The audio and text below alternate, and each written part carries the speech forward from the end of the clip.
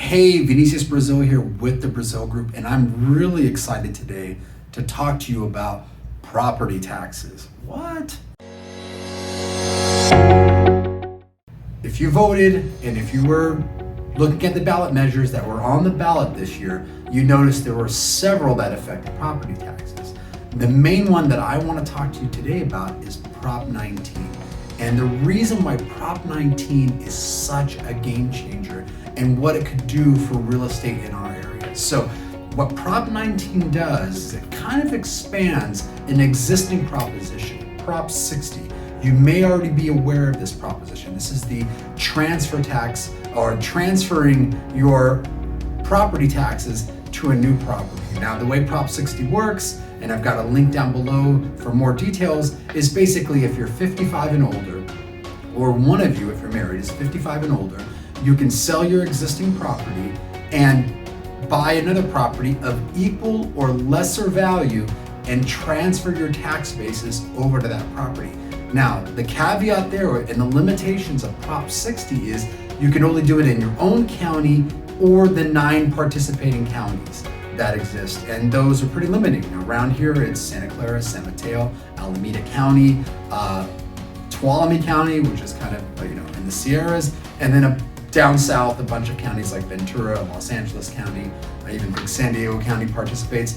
In the past, El Dorado County used to be a participating county, but they went off, I believe, last year, and that was a big blow because that was generally where most of the people wanted to go anyway.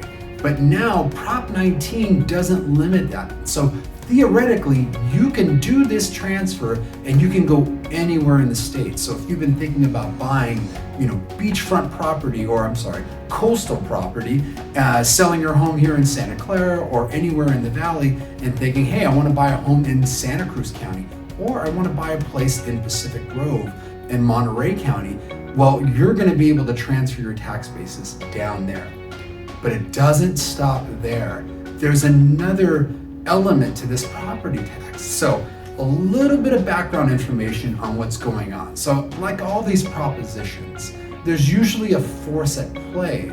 It's usually an interest group that is motivating, or introducing this legislation and getting people to vote on it. And there's usually someone that's going to really benefit from this. So the reality is the people behind Prop 19 are real estate agents. It's the real estate agent industry, because they're behind it because it's gonna result in a lot of people moving. It's gonna result in a lot of transactions. And as real estate agents, we like to see that. We like to see movement. But why is this so important for the consumer? Well, I know a lot of people were worried about the tax implications regarding this, and I won't really get into too much of that because that's gonna be really complicated. But from the consumer standpoint, I think this is gonna be great. So in other words, there are a lot of people out there right now that are kind of stuck in their home. Now, we've had an explosion of property values just in the last 10 years, but if you've owned your house since the 70s or the 80s, your property value has exploded. And that's great news to a certain extent.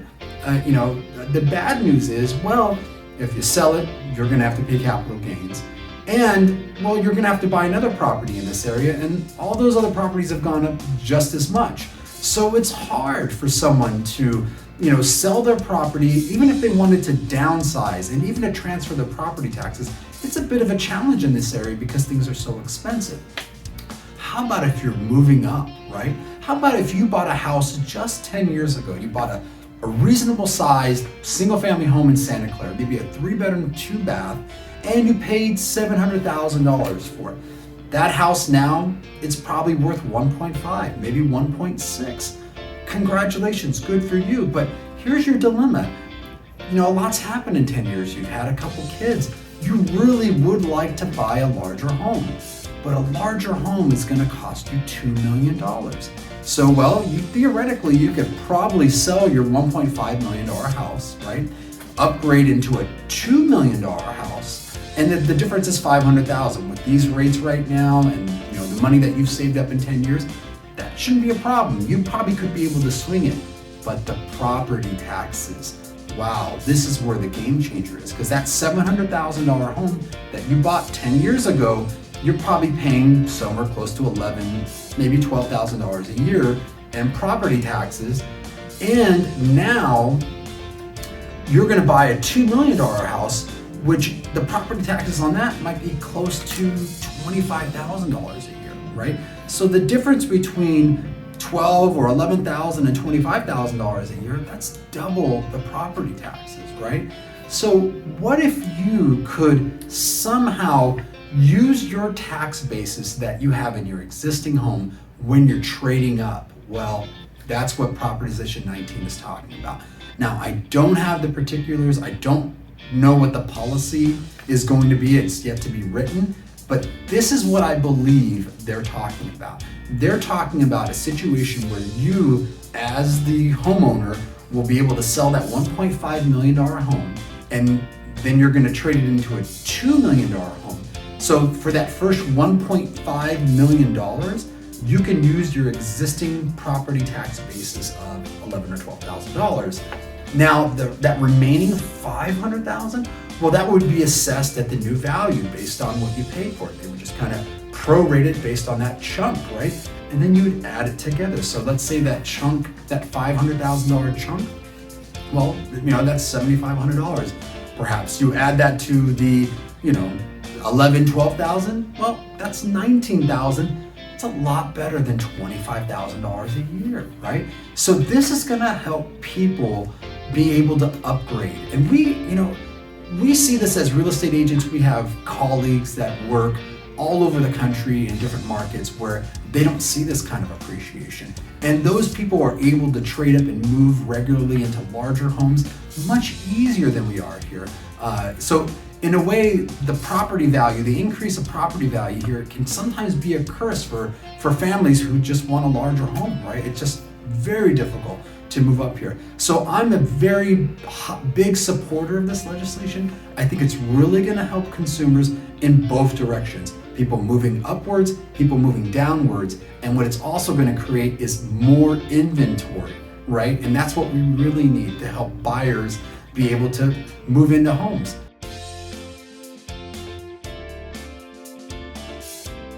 There's a couple other details about Prop 19 that I need to mention. What it does away with is a loophole for people who inherit property. And if you inherit a property, and if it's a parent-to-child transfer, you get to inherit that property tax basis, which is great. So if you sell you inherit a $2 million home, well, if your parents bought that back when it was a $20,000 home, well, you paid property taxes based on that $20,000 because of Prop 13, right? Great for you. Now, in the past, what people were able to do is they would inherit these properties and they would just convert them into rentals, and they were making a lot of money, right? Prop 19 does away with that. It still allows you to inherit the property, but in order to keep that tax basis, it has to be your principal residence. So it does do away with that ability.